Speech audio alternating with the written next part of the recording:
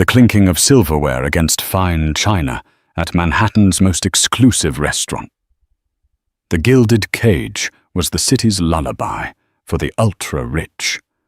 For billionaire Arthur Vance, it was just another Tuesday. He was a predator in a $1,000 suit, a man who devoured companies whole.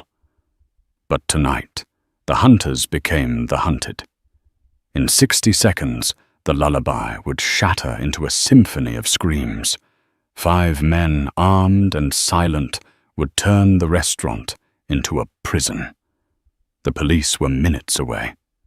His private security was a lie. His life was worth less than the wine he was drinking. The only thing standing between him and a brutal end wasn't a hero or a cop, but a waitress named Kate, a woman paid to be invisible who was about to prove she was anything but. The air inside the Gilded Cage was thick with the scent of money and truffle oil. It was a carefully curated atmosphere designed to make patrons feel as though the chaotic streets of Tribeca were a world away. A gritty rumor they might read about, but never experience. Catherine Novak, or Kate as she insisted, moved through this rarefied air like a ghost. Her uniform was a crisp black ensemble, her movements economical and precise. To the diners, she was a functional part of the decor, a polite automaton who refilled water glasses and described the pan-seared scallops with practiced enthusiasm. They didn't see the way her eyes never truly settled how they constantly scanned the room in a subconscious sweeping pattern left to right, front to back. They didn't notice how she mentally mapped the exits, the choke points, the sight lines from every table. They didn't understand that her quiet demeanor wasn't shyness, but a cultivated state of low-level vigilance, a ghost limb from a life she had tried to amputate. 6 years in a different uniform, in places where the air smelled of sand and cordite, had hardwired her nervous system for threat assessment. Now the greatest threat was usually a dropped fork or a complaint about a corked bottle of Chateau Margaux. Tonight's main event was Table 7, the restaurant's most coveted corner booth. It was occupied by Arthur Vance. Vance was not merely rich. He was a force of nature, a corporate raider whose picture often graced the cover of Forbes with headlines that used words like disruptor visionary or, in more critical publications, vulture. He had a jawline that looked like it was carved from granite and eyes the color of a winter sky, cold and assessing. He treated the restaurant staff with a perfunctory dismissive courtesy that was somehow more insulting than outright rudeness. He wasn't there to enjoy the food. He was there to conduct a power play over a $500 steak. Across from him sat Gerard Peterson, a senior partner at a white shoe law firm, a man whose soft physique and nervous energy contrasted sharply with Vance's predatory stillness. They were discussing the final hostile takeover of Ethelred Industries, a legacy manufacturing firm. "The board is set to capitulate," Peterson said, dabbing his mouth with a napkin. "The final holdouts are folding. By Friday, Ethelred is yours, Arthur." Vance didn't smile. He simply nodded, taking a slow sip of his bourbon. "Holdouts don't fold, Gerard. They're broken. Ensure their severance packages are minimal. An example must be made." Kate approached the table to clear their appetizer plates, her presence barely registering. "Will you be needing anything else, Mr. Vance?" she asked, her voice calm and even. He waved a dismissive hand without looking at her. "Just the check. And have my car brought around, a black Rolls-Royce Phantom. Tell Frank I want to be moving in 10 minutes." Frank Miller was Vance's head of security, a hulking man who was currently sitting at the bar, nursing a club soda and trying to look inconspicuous a task for which he was physically ill-suited. As Kate walked away, her gaze drifted past the restaurant's grand floor-to-ceiling windows. For a fraction of a second, her professional calm faltered. A black utility van, a Ford Transit with no side windows, was parked directly across the street. It wasn't in a legal spot. It was double-parked, its engine likely running. Delivery vans were common, but not at 9 p.m. on a Tuesday, and not this model. It looked more like a tactical vehicle than a florist's transport. Her eyes narrowed. A flicker of movement from the alleyway beside the restaurant caught her attention. A man in a dark hoodie, ostensibly talking on his phone. But his head was angled towards the restaurant entrance, his posture too rigid for a casual conversation. Her heart rate ticked up a single controlled beat. Coincidence, she told herself. This is New York. It's always chaos. She had been seeing ghosts for years. Every idling car was a threat. Every loiterer a potential trigger man. It was a symptom of her past, a hypervigilance she was trying to medicate with the mundane rhythm of service. She delivered the check to table 7. Her movements still fluid, betraying none of the sudden tension coiling in her gut. Vance was signing the exorbitant bill, his Mont Blanc pen scratching against the paper. So Kate said, her voice a little lower than before. "Your security, Mr. Miller. He's no longer at the bar." Vance didn't look up. He's probably gone to check on the car. Frank is competent. Kate's eyes darted to the bar. Miller's glass was still there, half full. A professional doesn't leave his post without notifying his principal, not even for a moment. Her blood ran cold. The man in the alley was gone. The van was still there. Something was fundamentally wrong. The carefully constructed symphony of the gilded cage was about to hit a jarring, violent crescendo. She turned back towards the kitchen, her pace quickening. She needed to get to a landline to make a call that wouldn't be traced on the restaurant's public Wi-Fi. Her hand was almost on the kitchen door when the world dissolved into noise and terror. The plate glass window at the front of the restaurant didn't just break. It imploded. A deafening crash of synthesized noise, a high-frequency acoustic blast from a device planted outside, shattered the glass and sent a wave of disorienting sound through the dining room. Patrons screamed, ducking under tables, their ears ringing, before the last shard of glass had skittered across the marble floor. 5 figures moved through the empty frame. They were clad in black tactical gear, their faces obscured by dark balaclavas. They moved with a chilling fluid efficiency that spoke of extensive training. One held a heavy-duty signal jammer, and in an instant, every cell phone in the room went dead. Another 2 fanned out, brandishing suppressed pistols, their movements calm and deliberate as they controlled the terrified crowd. "Nobody move," one of them barked, his voice a low, gravelly command. "Stay on the floor. Hands where I can see them." The remaining 2 men, their focus absolute, ignored the panicking diners. Their eyes were locked on one target. Their destination was table 7. Kate flattened herself against the wall near the kitchen entrance, her mind a whirlwind of activity. This wasn't a robbery.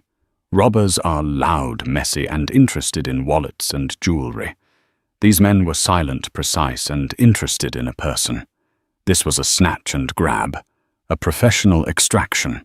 One of the men reached Vance, grabbing him by the arm and hauling him from the booth. Peterson shrieked and cowered under the table. Vance, for the first time in what was likely decades, looked utterly shocked, his mask of invincible power stripped away.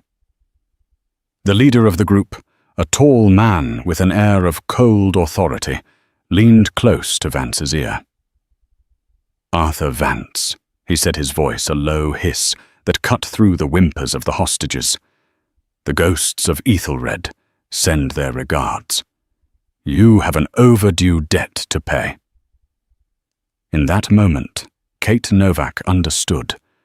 The ghosts of her past and the ghosts of his had just converged in a storm of violence within the gilded cage, and the waitress, the invisible woman paid to take orders, was about to start giving them. Chaos is a symphony of fear. For the patrons of the gilded cage, it was a cacophony of shrieks, gasps, and the frantic scrabbling of expensive shoes on a floor littered with glass. For Kate, the noise faded into a focused hum. Her brain, jolted by the familiar surge of adrenaline, filtered the panic and processed only data. 5 hostiles, all male judging by their build. Black tactical gear, non-reflective. Body armor, likely. Main armaments appeared to be suppressed, 9mm sidearms, probably Glock 19s or SIG P226s, efficient for close quarters work. 1 signal jammer, currently active. No long guns visible, meaning they planned for speed and discretion, not a prolonged siege. Their entry was professional acoustic charge for shock and awe, followed by immediate control of the environment. Their formation was a classic diamond, with 1-point man 2 on flank security and 1 rear guard, who was now securing the main entrance. The leader, the tall one who had spoken to Vance, was designated target leader. Her mind catalogued it all in less than 2 seconds. They were dragging Vance towards the shattered window, their movements practiced and synchronized. The flankers kept the patrons pinned down with menacing gestures, their suppressed weapons making no noise but projecting an aura of lethal intent. A woman near the front began to sob hysterically, her cries piercing the tense silence. One of the men, let's call him Flanker. One turned towards her. "Shut her up," he snarled at his partner. Kate saw her opening. It was small, a microsecond of diverted attention, but it was enough. While all eyes were on the hysterical woman and the abduction of Arthur Vance, nobody was watching the waitress who had melted into the shadows by the kitchen door. Her first priority wasn't Vance, it was the civilians, and the most immediate threat was escalation. Panic could get people killed. She needed to disrupt their plan to sow a seed of chaos they didn't control. Her eyes scanned the immediate area. A heavy silver serving tray sat on a nearby service stand. Beside it, a bottle of San Pellegrino. It wasn't a gun, but it would do. She slid along the wall, her soft-soled shoes making no sound. Flanker 2 was the closest, his back partially turned as he surveyed the cowering diners on the far side of the room. He was about 15 feet away. Too far for a direct physical confrontation. But his position was tactically weak. He had allowed a blind spot to his rear, assuming the threat was contained in front of him. A rookie mistake, or maybe just arrogance. Kate moved. It wasn't a run, but a swift gliding motion that was terrifyingly silent. She grabbed the serving tray, its weight familiar and solid in her hand. In one fluid movement, she swung it like a discus. It sailed through the air, a silver blur, and struck Flanker 2 on the side of his head, just behind the ear. The heavy silver edge connected with his temporal bone with a sickening thud. The man grunted, his knees buckling as he staggered, his weapon pointing towards the ceiling for a disoriented moment. He didn't go down, but he was stunned. The attack was so unexpected, so completely outside the parameters of their operation, that it momentarily broke their coordinated rhythm. The target leader, who was halfway to the window with Vance, turned his head, his eyes under the balaclava widening in surprise. What the hell? That was the diversion.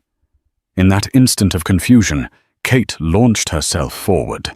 She didn't go for the stunned man. She went for the one closest to the patrons.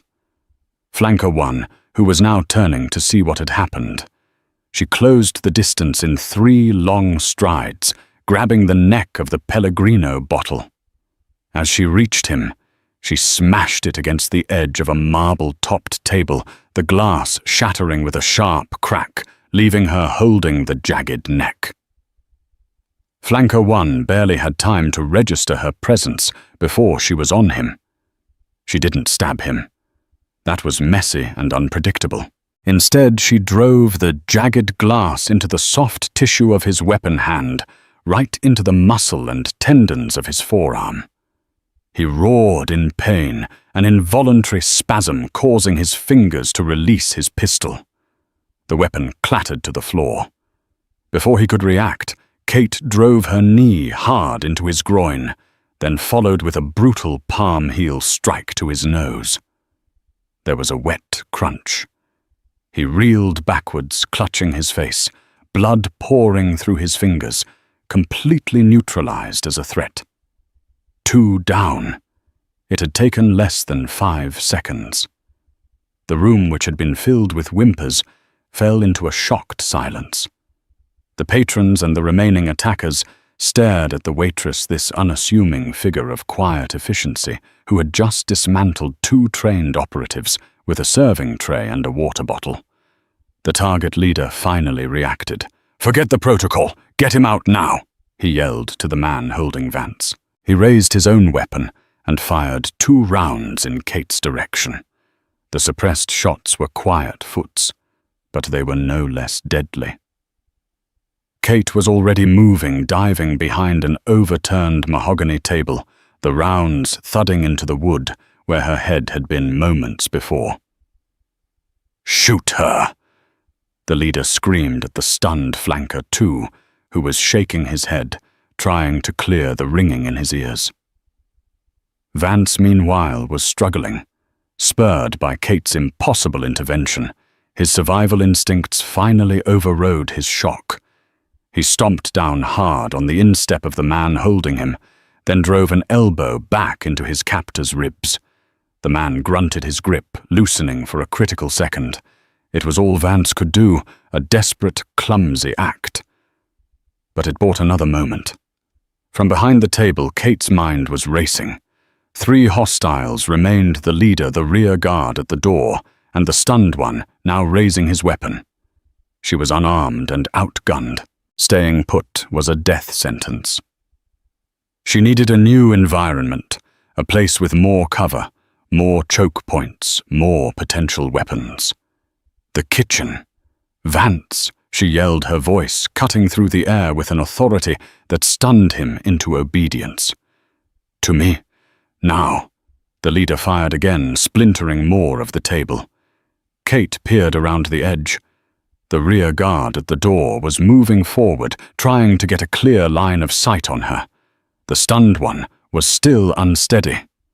The leader was torn between dealing with her and securing his primary target. Their cohesion was broken. They were reacting to her not executing their plan. She now controlled the tempo of the engagement. She kicked over a heavy candelabra, sending it crashing to the floor in their path, creating another minor obstacle. "Vance, move!" Arthur Vance, the billionaire titan who commanded boardrooms and crushed competitors, scrambled on his hands and knees towards the waitress, his bespoke suit tearing on the broken glass. For the first time in his life, he was not the one in charge. He was following the orders of a woman whose name he hadn't even bothered to learn, a woman who was now the only thing keeping him alive. The heavy swinging doors of the kitchen slammed shut behind them, plunging them into a world of stainless steel, hissing steam, and the lingering aroma of garlic and fear. The kitchen staff, a mix of chefs and dishwashers, were huddled in a corner, their white uniforms a stark contrast to the terror on their faces. "Stay down. Stay quiet," Kate commanded, her voice low and steady. Not for Vance, but for the terrified staff. Her eyes were already moving, dissecting this new battlefield. It was a labyrinth of steel counters, walk-in freezers, and open flames from the gas ranges. It was loud, cluttered, and dangerous, perfect. Vance leaned against a counter, breathing heavily, his face pale with a mixture of shock and disbelief. "Who? What are you?" he stammered, looking at her as if for the first time. The woman he'd dismissed as furniture had just waged a small, brutal war in his name. Kate ignored him. Her mind wasn't in the kitchen of the gilded cage. For a gut-wrenching moment, it was 6 years ago, in a dusty, sun-baked alley in Beirut. The smell of cooking spices was suddenly mixed with the phantom scent of diesel fumes and copper. She saw the face of the man she had been assigned to protect a British diplomat named Alistair Finch. She saw the black sedan that came out of nowhere, the synchronized attack, the explosive charge that breached their armored vehicle. She remembered the failure, the cold, sick feeling of watching her principal being dragged away as she lay pinned down, wounded and helpless. They told her it wasn't her fault that the intelligence was bad, the opposition too prepared. But in the quiet, dark hours of the night, failure was a cold companion. She had left the service trading the Queen's shilling for minimum wage and tips, seeking anonymity, a quiet penance. No, she thought, shaking the memory away with a force of will that was almost physical. Not again. Not this time. This time she wasn't pinned down. This time she was in control. They said something about Ethelred. She said sharply, her back to Vance, as she peered through the small circular window of the kitchen door. "What is it? Ethelred Industries?" Vance panted, straightening his tie out of pure ingrained habit. My fund is acquiring it. A hostile takeover." "Who did you ruin to get it?" Kate asked, her tone devoid of judgment. It was a simple tactical question. Vance's jaw tightened. "That's business. There are always casualties." "What was the name of the casualty in chief?" she pressed. "The CEO. The founder, Walter Thorne." Vance admitted his voice, barely a whisper. The company had been in his family for 3 generations. He couldn't adapt. He leveraged everything against our bid. When it became clear he would lose, he took his own life. Last month. Thorne. The name resonated with the attacker's words. "The ghosts of Ethelred send their regards." This wasn't a corporate kidnapping for ransom. This was vengeance. Personal, intimate, and infinitely more dangerous. These men weren't here to negotiate. They were here to collect a debt Vance couldn't pay with money.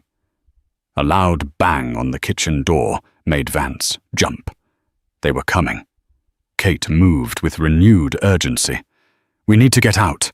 There's a service exit in the back, leads to the alley."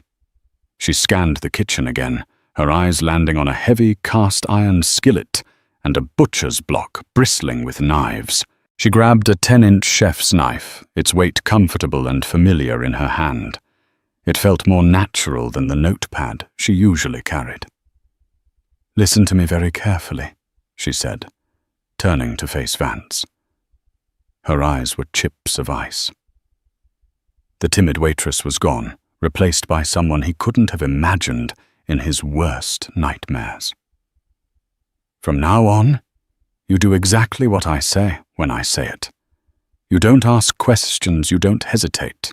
Your life depends on your ability to follow a simple order." Understood.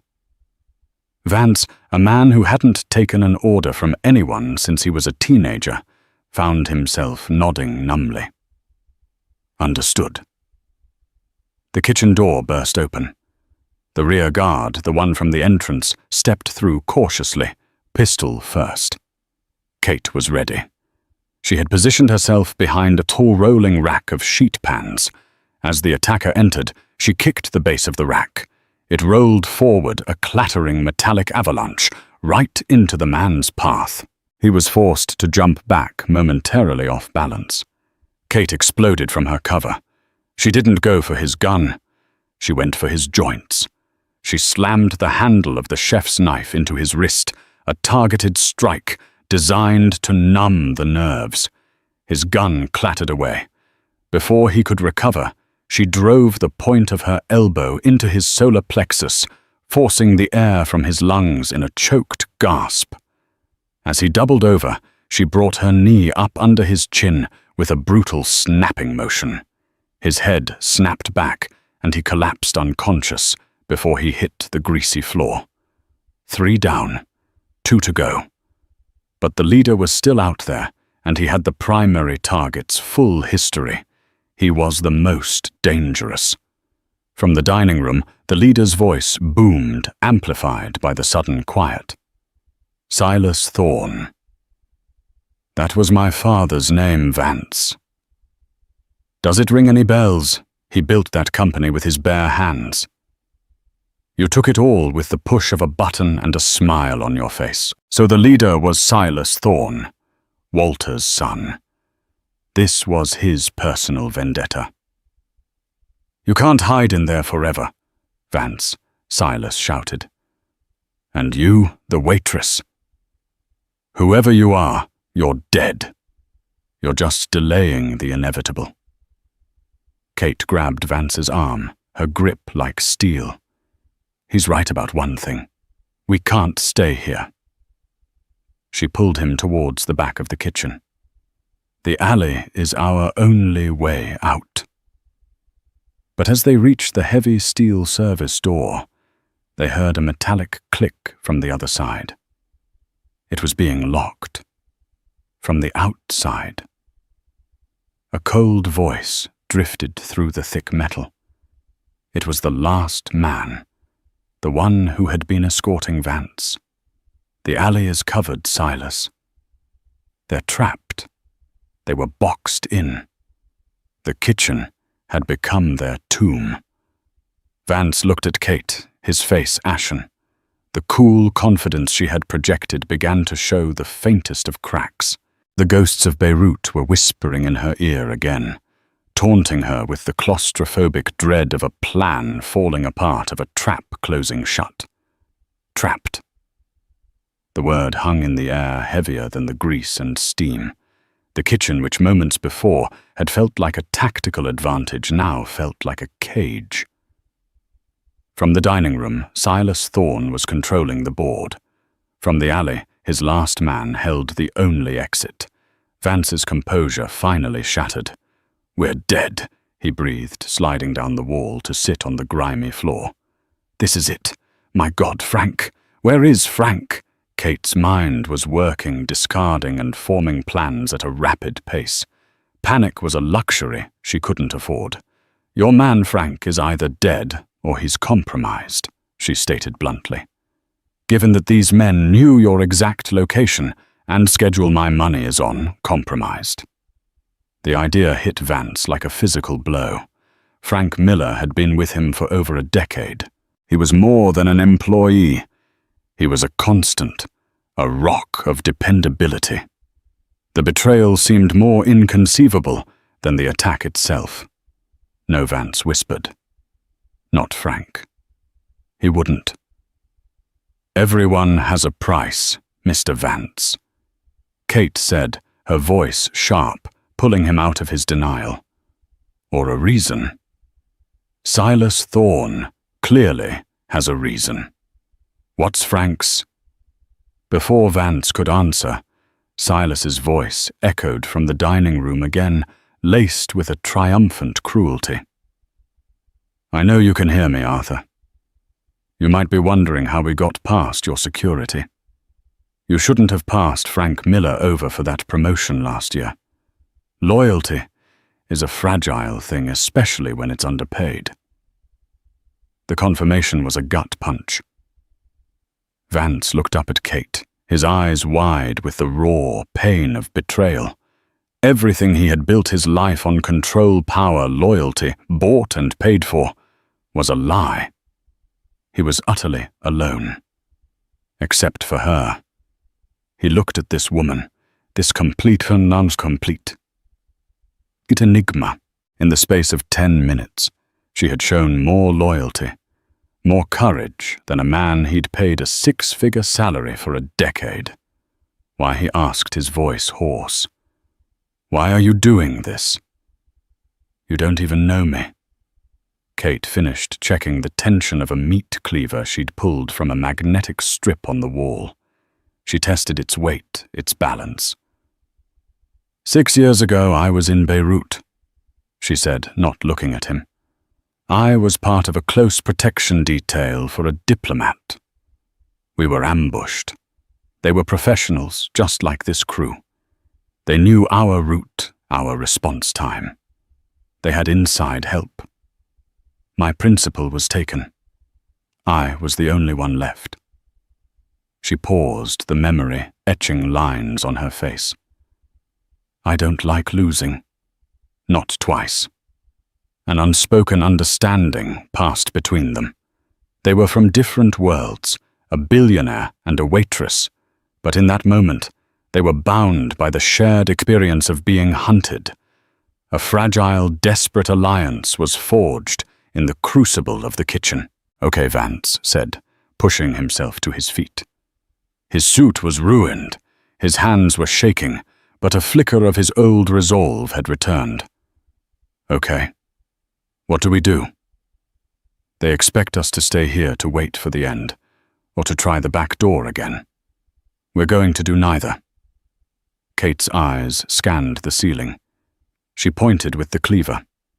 The ventilation system. High on the wall was a large industrial-grade ventilation hood over the main grill with a wide duct leading up and through the wall. It was greasy dark and impossibly tight. You can't be serious, Vance balked. It's our only way out that they won't be watching. It should lead up to the roof, Kate reasoned. From there we have options. Fire escape adjoining buildings. Anything is better than a kill box. She dragged a heavy prep table under the vent. You'll have to give me a boost. It's too high to reach. Vance stared at the grimy, dark opening. The thought of crawling through that filth was repulsive, but the thought of Silas Thorne was worse. He nodded. All right. Kate put the handle of the chef's knife between her teeth and tucked the meat cleaver into the back of her waistband. When I'm up, I'll pull you through. Be ready to move fast. Vance cupped his hands, and Kate stepped into them. With a grunt, he heaved her upward. She was surprisingly light, but dense with muscle. She grabbed the edge of the vent, her fingers finding purchase on the greasy lip of the metal.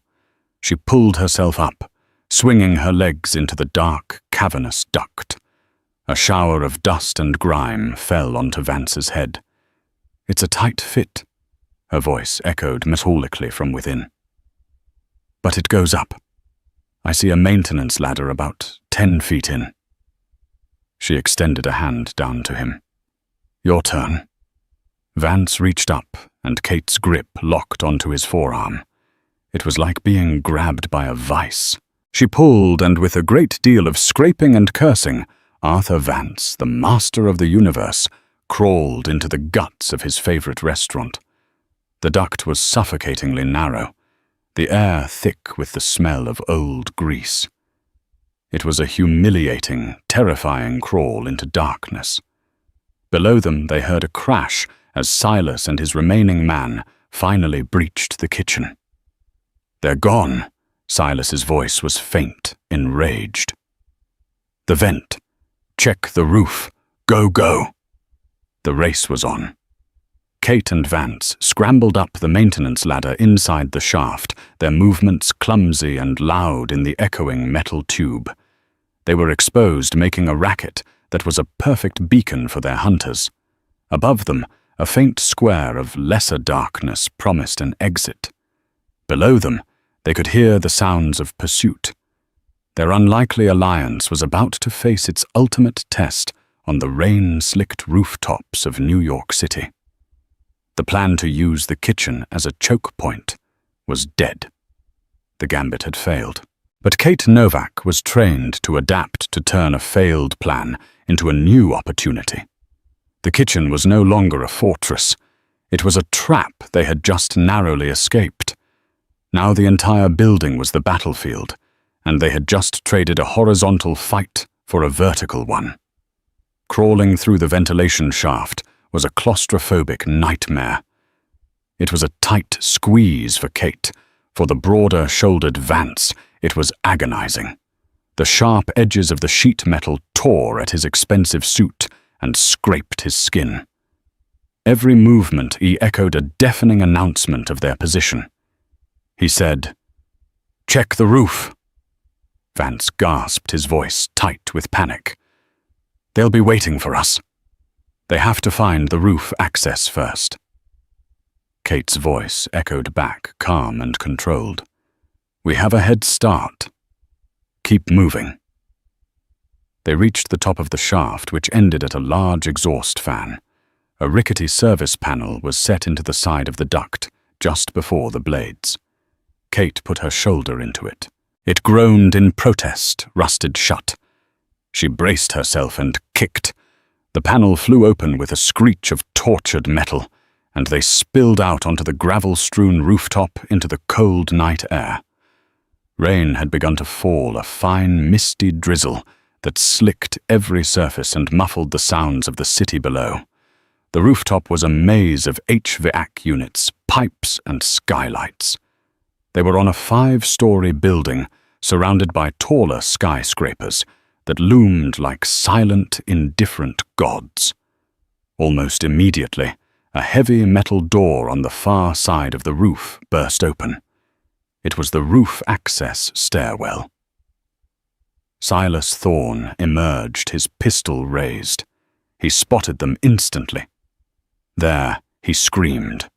A shot rang out, not the suppressed "foot" from before, but a deafeningly loud crack that echoed between the buildings. He'd removed the suppressor.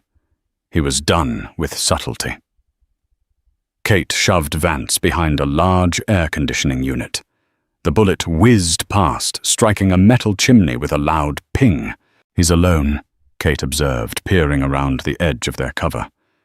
He must have sent his last man to cover the front or the alley. "Alone is all he needs to be."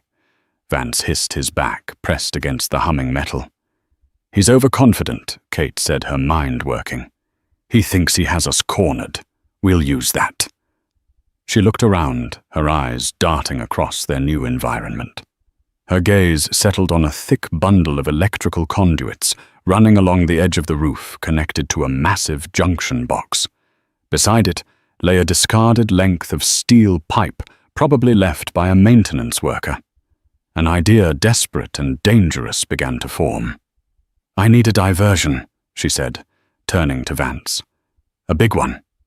Something to draw his fire and make him move from that doorway." Vance looked at her, his face a mask of fear. "What am I supposed to do?" "Exactly what you do best," Kate replied, a grim smile touching her lips. "Be an arrogant billionaire. Draw his attention. Taunt him. You wanted to know about Walter Thorne.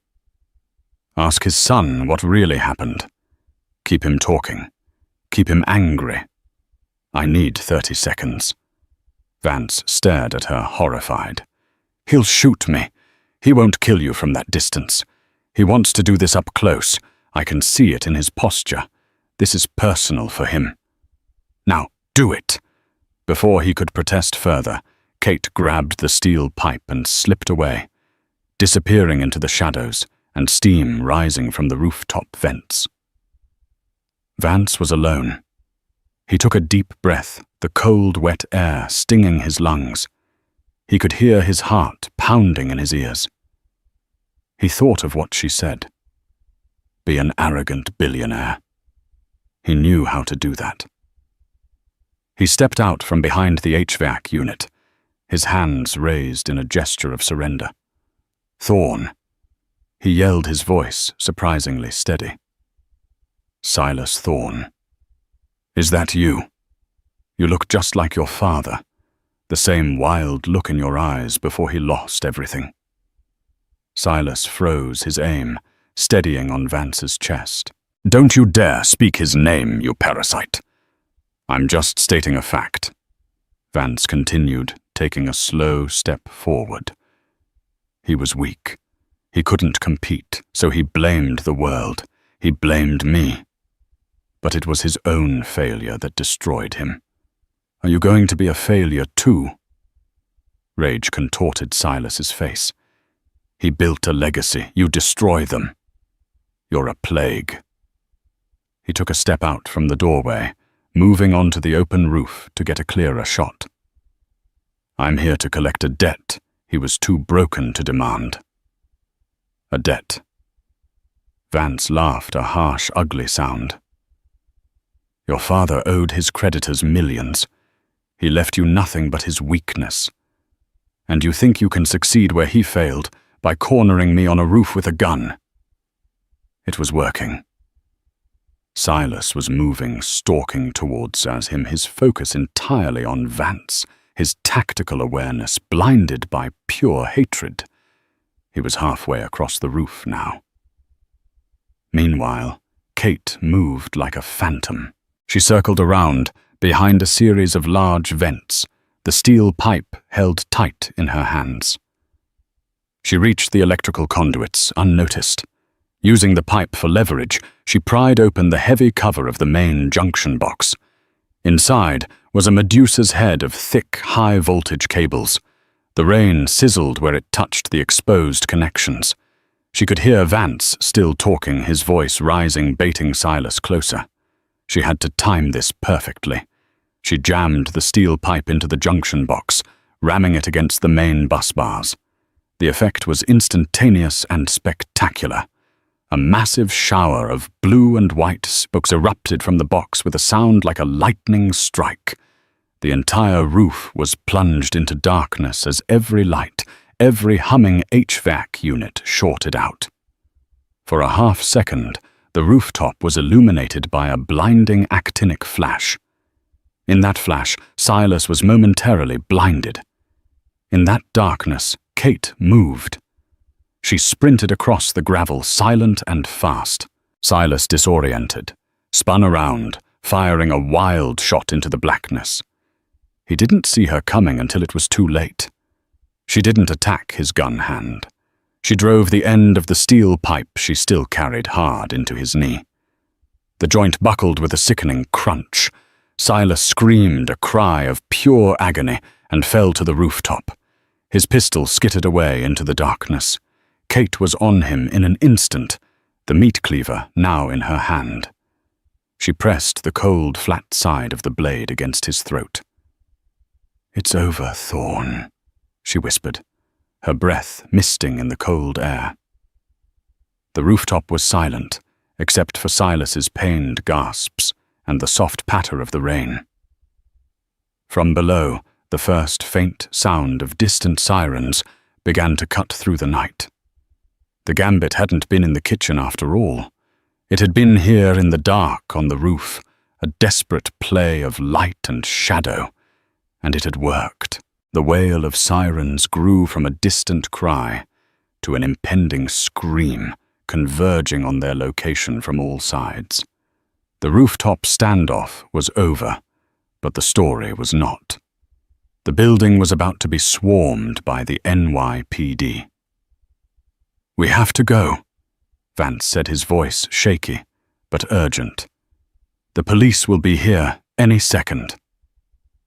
Kate didn't take her eyes or the cleaver off Silas Thorne, who was writhing on the wet gravel clutching his shattered knee.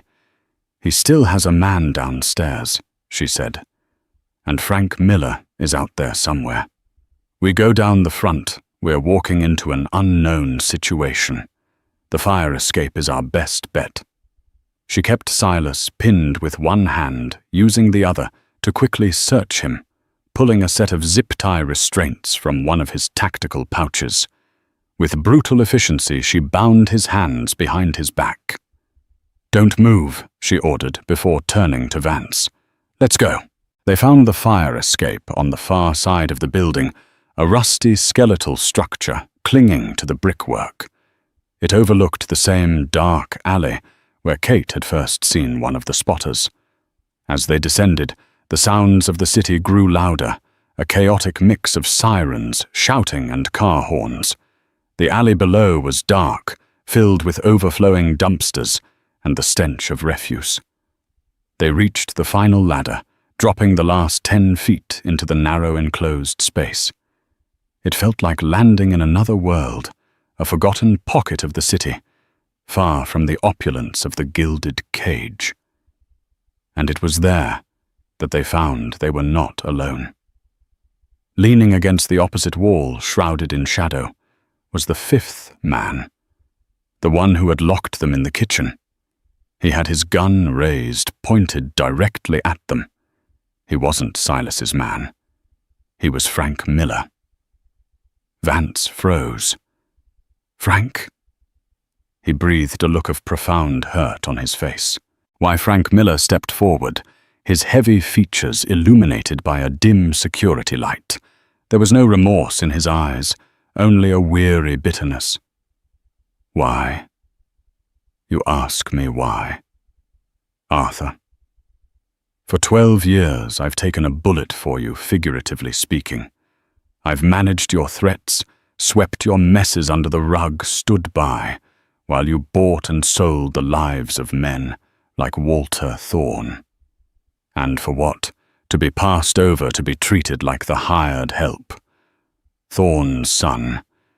He offered me respect, and a percentage that made your pension plan look like a joke. I trusted you," Frank Vance said, his voice cracking. "That was your mistake," Miller grunted.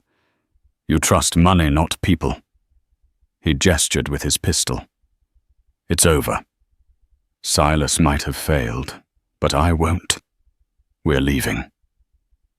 Kate slowly moved in front of Vance, shielding him with her body. She had dropped the pipe on the roof, and the cleaver felt hopelessly outmatched by a firearm at this range. She was analyzing angles, distances, looking for any advantage. The alley was a perfect kill zone, narrow with no cover and no escape. "You won't get away," Kate said, her voice a low, steady challenge. "The police are everywhere. They're all at the front." Miller sneered. "By the time they figure out we're back here, we'll be long gone. Now step aside, lady. This doesn't concern you." "I'm afraid it does," she replied. It was then that Arthur Vance did something that surprised them all. He stepped out from behind Kate. He faced his treacherous security chief, his fear replaced by a cold, quiet fury he usually reserved for the boardroom. "So this is it, Frank. This is what your 12 years of service amounts to. Betrayal and murder in a filthy alley." Vance began to slowly walk forward. "Stay back." Arthur Miller warned, his aim wavering slightly. He hadn't expected this defiance. "You're talking about respect." Vance continued, his voice resonating with power. "You think this is respect? Siding with the desperate son of a failed man?" Walter Thorne was a fool who couldn't see the future.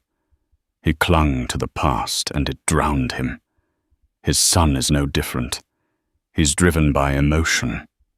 And you, Frank, you threw everything away for them. Vance was just feet from him now. It was a colossal gamble, a high-stakes negotiation where the currency was his own life. He was using the only weapons he had left, words, and an indomitable will. Kate saw her chance. Miller's attention was completely fixed on Vance. He was mesmerized by this final unexpected confrontation with the man he had once protected and now despised. His focus had narrowed, his peripheral vision gone. As Vance spoke his last words, Kate moved. She lunged to the side, grabbing the lid of a metal dumpster. It was heavy, unwieldy, but she used her momentum, swinging it like a shield. Miller, startled by the sudden movement, fired. The shot went whoot, ricocheting off the brick wall with a screech. Before he could fire again, Kate was on him. She brought the heavy dumpster lid down on his arm, crashing it against the wall. The sound of snapping bone was sickeningly loud. Miller screamed, his gun falling from his shattered hand. Kate didn't stop. She drove her shoulder into his chest, slamming him against the wall. He slumped to the ground, moaning in agony, his betrayal ending not in a blaze of glory, but in a pathetic, painful heap. The alley fell silent. Vance stood panting, the adrenaline leaving him weak. Kate stood over Miller, the chef's knife she'd retrieved still in her hand. The back door of the restaurant burst open, and 2 uniformed NYPD officers, guns drawn, spilled into the alley. NYPD. Drop your weapons. Hands in the air. Kate let the knife and the cleaver clatter to the ground. She raised her hands. Arthur Vance, looking from the collapsed form of Frank Miller to the resolute figure of the waitress who had saved him, slowly raised his as well. The reckoning was over. The aftermath was a blur of flashing lights, crackling radios, and the methodical chaos of a major crime scene. The alley and the restaurant were cordoned off, swarming with police officers, detectives, and paramedics. Vance was immediately surrounded, wrapped in a blanket, and questioned by a stern-faced detective named Corrigan. He recounted the events, his voice still hoarse, but the narrative was clear. His waitress, a woman named Catherine Novak, had saved his life. Kate sat on the bumper of an ambulance, a paramedic tending to a deep gash on her forearm, where a shard of glass had cut her. She answered the detective's questions with quiet, clipped precision, giving them just enough detail about the attackers, but leaving out the parts of her history that were buried too deep to share. She was just a waitress, she insisted, who got lucky. But Corrigan, a veteran of the force, looked at her with knowing eyes. He'd seen civilians in crisis. They didn't move like she moved. They didn't fight like she fought. But he didn't press. Silas Thorne and his crew, including the disgraced Frank Miller, were taken into custody.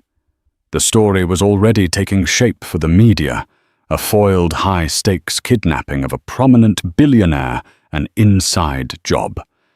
It would be the lead story on every news channel by morning. After giving his statement, Vance walked over to Kate. The paramedics had finished bandaging her arm. He stood before her, stripped of his usual arrogance, his expensive suit now little more than a collection of rags. The invincible titan of industry looked tired, vulnerable, and profoundly human. "They told me your name is Catherine." He began, his voice soft. "I don't know what to say. Thank you feels insufficient." Kate simply nodded, staring at the flashing lights reflecting in a puddle on the ground. "I want to offer you a job," Vance said, getting straight to the point, falling back on the one language he truly understood: transactions. "Head of my personal security. Name your price. Double what I paid Frank. Triple. It doesn't matter. I need you." Kate finally looked up at him. For a moment, she considered it. The money would be life-changing. The position would offer a challenge. But she could already feel the phantom weight of the tactical gear, taste the bitter ash of that life. She saw the ghosts of Beirut waiting for her in the back of an armored car. "No," she said the word, simple and final. "Thank you for the offer, Mr. Vance. But that's not my life anymore." I chose to leave it behind." Vance looked taken aback. Then a look of understanding dawned on his face. He had tried to buy her just as he bought everything else. And for the second time that night, she had surprised him. "I understand," he said after a long pause. "But my offer stands in any capacity. Anything you need, anything at all. It's yours." He pulled out a sleek black business card. It was made of metal. "This is my private number. No assistants, no secretaries. It rings directly to me." Kate took the card. Its weight was substantial in her hand. "There is one thing," she said. "Anything." "The kitchen staff," she said, her gaze drifting towards the restaurant. They were terrified. "They make barely enough to live on in this city. I'm sure the restaurant will be closed for weeks for repairs. See to it that they're taken care of. Full pay, plus a bonus for the trauma." Vance stared at her. Of all the things she could have asked for a fortune, a new life, a favor of immense power, she had asked for security for a dozen people whose names she probably didn't even know. It was a gesture of such profound, unexpected decency that it left him speechless. He finally found his voice. "Consider it done. They'll be treated as heroes." He hesitated, then added, "Perhaps not head of security, but a consultant, perhaps, on your terms, to help me restructure my organization to identify other vulnerabilities, other Franks." Kate considered this. It wasn't the front lines. It was strategy analysis. It was using her skills without having to carry a gun. It was a way to integrate her past into her present, not as a ghost to be feared, but as a tool to be used. "I'll think about it, Mr. Vance," she said, a small, genuine smile finally touching her lips. In the weeks that followed, the story of the billionaire and the waitress became a minor legend in the city. The media portrayed Kate as an ordinary woman who rose to an extraordinary occasion. Arthur Vance, to the shock of the financial world, quietly settled the Ethelred Industries acquisition on terms far more generous to the employees than anyone expected. He even set up a foundation in Walter Thorne's name for ethical business practices. It wasn't redemption, not yet, but it was a start. Kate Novak did not return to the Gilded Cage. She took Vance's consulting job working remotely on her own schedule. She used the money to buy a small, quiet apartment, far from the noise of the city. Sometimes she would sit by her window, holding Vance's metal card, a tangible reminder of the night the ghosts of two very different lives collided. She hadn't sought out the violence, but by facing it, she had finally silenced the echoes of her past. She was no longer just a waitress hiding from who she was. She was Catherine Novak, and she was finally peacefully in control. That single night in the Gilded Cage changed everything, not just for the billionaire whose life was saved, but for the woman who refused to be a victim of her own past. It's a powerful reminder that heroes aren't always the ones in the spotlight. Sometimes they are the people we overlook every day, individuals with hidden strengths and untold stories, forged in fires we can only imagine. Kate's journey shows us that your past doesn't have to be a prison.